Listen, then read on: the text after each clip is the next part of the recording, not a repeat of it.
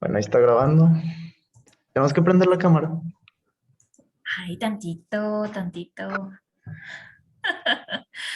Un ratito al menos para dar fe y Listo. legalidad que son ustedes. Voy rápido por mi cargador. Es que se me olvidó abajo. Me Sí, tardó claro, 2 minutos. sí. Sí, gracias. Si quieren por mientras ponerle pausa al plena, ustedes gusten, Ahí está. el escenario es suyo. Bueno, ¿qué tal? Buenos días. Somos el equipo 3 y vamos a presentar nuestro reto del piñón cremallera. Nosotros somos Facundo Marroquín, Emiliano González y Gabriel Monbiela. A continuación, bueno, es el primero de etapa 1, que es el inicio de este famosísimo reto. Entonces iniciamos con un poco de contexto. El sistema piñón cremallera fue creado por Arthur Bishop en la década de los 70. Fue patentada por él. Su propósito era que los conductores sintieran mejor su auto y hubiera una mejor respuesta de pues, conductor y automóvil, ¿no? Y gracias a esta creación, muchas empresas automotrices, principalmente, luego fue evolucionando a otras empresas de ya otras cosas, empezaron a usar este sistema con el permiso, ¿no? Con la patente. ¿De qué consiste el sistema piñón cremallera? En su forma más básica, pues es eso, es el piñón, que es el engranaje circular que gira, y la cremallera, que es la lineal. Su propósito es transformar el movimiento rotacional del piñón en un movimiento lineal, que es el que lo crea la cremallera, ya sea girando hacia la derecha o a la izquierda.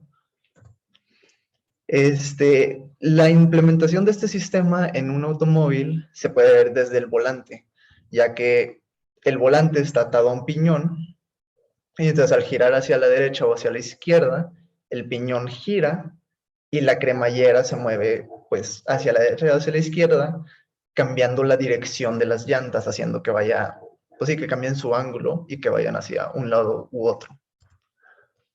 Para seguir estudiando este sistema y seguir con las etapas, tenemos que definir lo que es la cinemática y la dinámica del movimiento. La cinemática estudia el movimiento de un objeto pues en un espacio y tiempo sin considerar sus causas y puede ser usado para hacer hipótesis sobre, pues bueno, cambios en el espacio, en el tiempo, velocidad, aceleración, etc. Y la dinámica va de la mano con la cinemática, sin embargo, la dinámica toma en cuenta sus causas, el por qué se movería un piñón y por qué se mueve la cremallera y cosas por el estilo. Bueno, a continuación va a ser la etapa 2, que sería el análisis por las tablas que se nos pidieron hacer para hacer el movimiento de las llantas. Como pueden ver, este es el prototipo, el diseño de SolidWorks que nos ayudó a sacar el ángulo de la posición de las llantas. Esta es la tabla número 1 y pues aquí están los ángulos y el desplazamiento lineal de la cremallera lo sacamos con una fórmula que está en el próximo slide. Esta fue la fórmula para calcular el desplazamiento lineal que usamos. Esta es la tabla número 2, que como pueden ver, las primeras dos columnas son los mismos valores, solo cambia el ángulo de posición de las llantas, que lo sacamos con el prototipo de SolidWorks. Giramos el timón del prototipo y con esto nos dio el ángulo de la posición de las llantas. Bueno, a continuación es el resumen de Excel, que va enfocado en el método de Euler. Como se nos pidió, eran intervalos de tiempo de 1, 0.1 y 0.05 para calcular los valores exactos. Bueno, Como pueden ver en esa pequeña tabla es el análisis sin fricción del aire. Es decir, que pues no contábamos esta parte de esta fuerza contraria con la cual el carro, como va ese cambio de velocidad. Se puede ver que usamos un delta tiempo de 0.25 y se puede ver el de metros sobre segundo a kilómetros por hora, que la conversión sería 3.6, que es pues el equivalente, ¿no? El CD nos va a servir después para calcular el análisis con fricción del aire, que en este caso lo consideramos 0.23. La masa ya se nos había dado en las instrucciones. El radio, la distancia de curva 1, recordemos que se nos dijo que iba a haber un movimiento primero a la derecha de 90 grados, como se nos dijo en las instrucciones, y de ahí podemos calcular la forma en el radio. Luego la distancia de la curva y el tiempo de curva 2. ¿Le puedes dar a la siguiente slide, por favor? Bueno, estas son las gráficas sin fricción del aire. Como pueden ver, pues podemos calcular la posición del tiempo, la velocidad en metros sobre segundo. No tiene mucha ciencia hacer estas gráficas. Y recordemos que estaban en metros sobre segundo, pero también había una velocidad en kilómetros por hora. Y pues eso lo comparamos con el tiempo. Y lo mismo para la aceleración contra el tiempo. Bueno, ahora sí viene lo mero chido de esta etapa, que viene siendo el método de Euler, que simplemente, como pueden ver, el análisis cinemático con aire fue primero el intervalo de 1 segundo. Y pues recordemos que también aquí el radio va cambiando porque usamos las ecuaciones, porque nos habían dado la aceleración centrípeta, que en las siguientes slides les voy a enseñar un poco más de eso.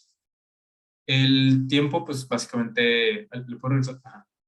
El tiempo básicamente fue calculado con una ecuación. Por ejemplo, para el tiempo de 1, calculamos la aceleración, el tiempo en primero que era 0, y luego lo sumamos con el delta tiempo. La velocidad, pues era súper sencillo, la verdad no tenía mucha ciencia de hacer. Primero calculamos la velocidad anterior, que era 0, y la aceleración total, que fue 5. Recordemos que la aceleración fue cambiando, porque también haz cuenta que en el siguiente, que fue la velocidad kilómetros por hora, hicimos la conversión de metros sobre segundo a kilómetros por hora. Por eso pusimos el 3.6, que era el equivalente. El desplazamiento sí fue un poco más complicado de realizar, ya que hicimos primero la suma de las velocidades, 0 y 0.50. Eso lo dividimos entre 2 y lo multiplicamos por el delta tiempo más la aceleración del desplazamiento anterior. Esto, recordemos que durante el proceso de realizar estas ecuaciones se nos dio durante el curso, entonces fue sencillo de poder realizar una vez que se entendió. La aceleración, recordemos que en las instrucciones se nos dio cómo iba acelerando el carro, entonces nada más lo fuimos calculando.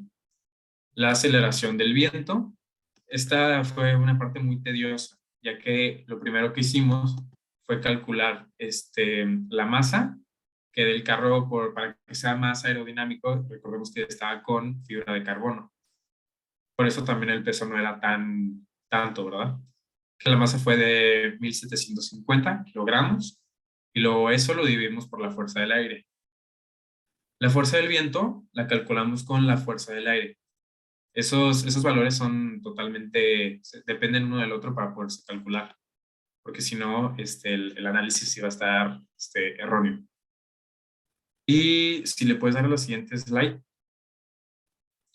Bueno, básicamente, como les dije que íbamos a ocupar la aceleración centrípeta, como podemos ver, ya nos habían dado la aceleración centrípeta. Primero eran 1.5, que fue cuando hicimos la curva hacia la derecha, de 90 grados, y luego la curva 2, que fue a la izquierda de 90 grados igual. Pero ocupábamos el radio, entonces hicimos un despeje, y el despeje quedaría como velocidad al cuadrado entre aceleración centrípeta. Es sencillo de analizar y no tenía tampoco mucha ciencia. Ajá. Bueno, estas son las gráficas, lo mismo que vimos en el análisis en fricción. Calculamos la posición del tiempo, la velocidad contra el tiempo y así. Lo mismo aquí, pero ahora la velocidad en kilómetros por hora y la aceleración. Todo este proceso lo íbamos a repetir en los intervalos, íbamos a hacer las mismas gráficas, pero obviamente calculando los intervalos en cada método de Euler en Excel. Igual para 0.5. Ahora, aquí viene la parte donde más costó un poquito más de trabajo, el resumen de MATLAB. Bueno, nosotros nos dimos cuenta que, o sea, había una forma muy sencilla para poder hacer el código, que era simplemente importar el Excel. Y pues simplemente fue sencillo, no ocupábamos porque ya tenían ahí los valores que habíamos hecho anteriormente. Y, por ejemplo, al principio aquí se puede ver las gráficas sin aire. Primero importamos las variables y pues T y D pues sería tiempo, desplazamiento y comment, haz cuenta que es lo equivalente a un plot, pero con la diferencia que en las gráficas se va a ver como ese trayecto que hizo el carro. Le pusimos el X-label, el tiempo, Y-label, que sería la posición, y el título, para poder diferenciar qué gráfica era de cada una. Lo mismo para la velocidad, metros sobre segundo, kilómetros por hora. ¿Le puedes dar? Ajá. Aquí podemos ver las gráficas en aire. Si se pueden pues, acercar tantito, se podrá ver como un pequeño círculo. Ese círculo es la representación del carro, que es cómo va ese movimiento, que depende del comment. Igual, lo mismo en esto, en las gráficas en aire, calculamos la aceleración y la velocidad kilómetros por hora contra el tiempo, ¿verdad? Y ahora el análisis con aire en un segundo. Básicamente era lo mismo, nada más cambiar ese intervalo de tiempo, que sería en un segundo, que sería el T1, que ya lo habíamos sacado en las tablas de Excel. Las gráficas, exactamente lo mismo. Se puede ver cómo esas gráficas se ven un poco más precisas cada vez. Se puede ver ese desplazamiento. ¿Le puedes dar? Lo mismo para el análisis con aire en 0.1, porque recordemos que las instrucciones nos pedían intervalos de 1, 0.1 y de 0.05, que para poder llegar a ese valor aproximado. Las gráficas vienen siendo lo mismo que estábamos haciendo durante todo este proceso. Igual, el análisis, de hecho ahí hubo un pequeño error en el momento de escribir, no es 0.5, es 0.0, pero pues ahorita se hace la corrección.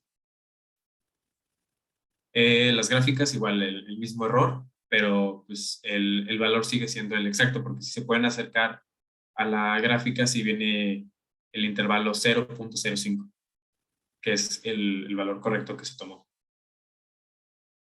Y las conclusiones.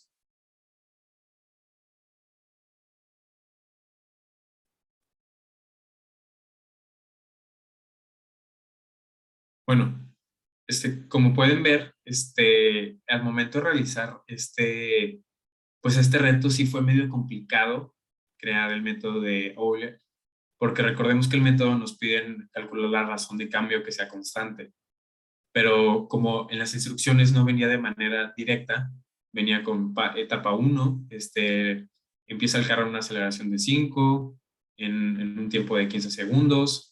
Entonces, todo ese, por así, instrucciones teníamos que desglosarlas para poder calcular cada etapa. Eh, bueno, puedo decir, otra adversidad fue el código, que esa fue una gran adversidad. Porque pues sí, entre las variables, entre que si se ciclaba, que si hoy había un error y de aquí a descubrir cuál era ese error, pues nomás era de moverle, investigarle y entenderle hasta que ya salieran bien las gráficas, ¿no? Y se nos dieran. Pero sí, eso también fue otra adversidad que tuvimos que pasar ya con muchas noches de desvelo. Y pues la forma en cómo superar estas adversidades fue básicamente a pura motivación, el hecho de querer completarlo y hacerlo bien, el reto. Y pues la verdad es que este reto nos enseña mucho a organizar nuestro tiempo, pues a saber eh, entregar todo a tiempo, porque si no entregabas una cosa a tiempo, ya se te mezclaba con la otra etapa y teníamos que estar bien organizados. Bueno, pues básicamente esto fue el reto, nuestras conclusiones y espero que hayan disfrutado de esta parte de nuestra presentación. Muchísimas gracias, felicidades. Voy a pasar a hacerles unas breves preguntitas. Facundo, ¿qué pasaría si en la curva 1 queremos mantener igual la misma aceleración centrípeta de 1.5, pero queremos entrar con una mayor velocidad? ¿Qué es lo que tendría que cambiar? Eh, pues tendríamos que llegar a esa velocidad antes, ¿no? Para poder, pues sí, porque o sea, si llegas ya muy tarde, no alcanzas a dar la curva. Entonces O- tendrías que llegar a esa velocidad desde antes, se me hace.